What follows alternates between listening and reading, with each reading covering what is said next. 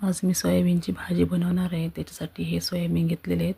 असे मोठेवाले soya chunks घ्यायचे, छोटेवाले नाही घ्यायचे. पाणी थोडं गॅसवरती गरम करून घ्यायचे आणि पाणी गरम झाल्यावर गॅस बंद करून त्याच्यात हे सोया चंक्स भिजत ठेवायचे आहेत 15-20 मिनटासाठी.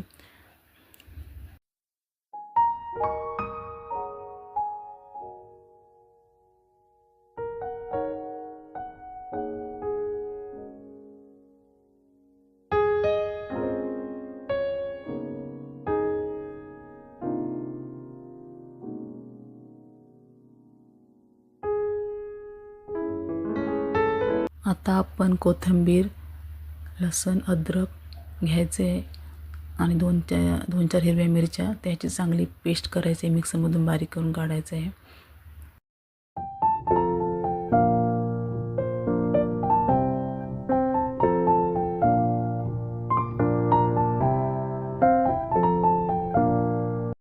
आता हे सोयाबीन चांगले व्यवस्थित असे घट्ट पिळून घ्यायचे पाण्यातनं. पाणी थोडंसुद्धा पाणी नाही राहिलं पाहिजे.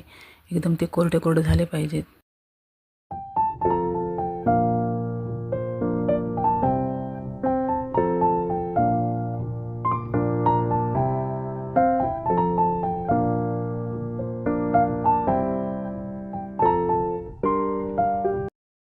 आता या सोयाबीनला जी आपण पेस्ट केली आहे, अद्रक, लसूण, ओली मिरची त्याची पेस्ट जी केलेली आहे ती चांगली थोडंसं पाणी घालून त्या सोया चंकला लावून ठेवायचे आहेत 15 ते 20 मिनटं.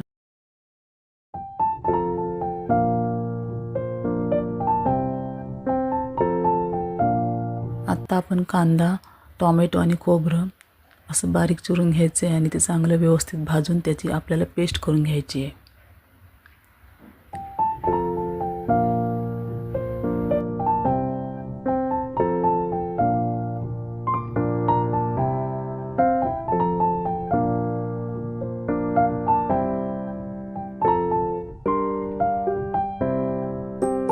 आता आपल्याला कढईत तमालपत्र, लाल मिरची पूड 1 चमचा, कोकणी मसाला 2.5 चमचा, हळद पूड आणि तेल टाकून ते चांगलं त्या तेलात परतून घ्यायचं आहे.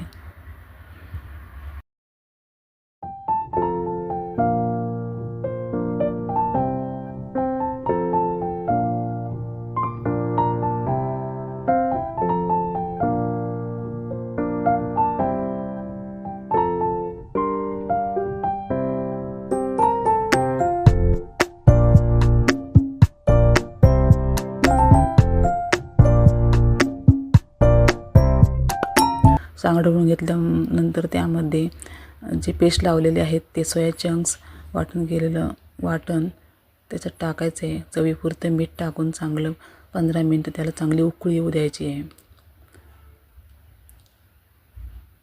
रेसिपी आवडल्यास लाईक, शेअर, सबस्क्राईब करा. रेसिपी आवडल्यास लाईक, शेअर, सबस्क्राईब करा.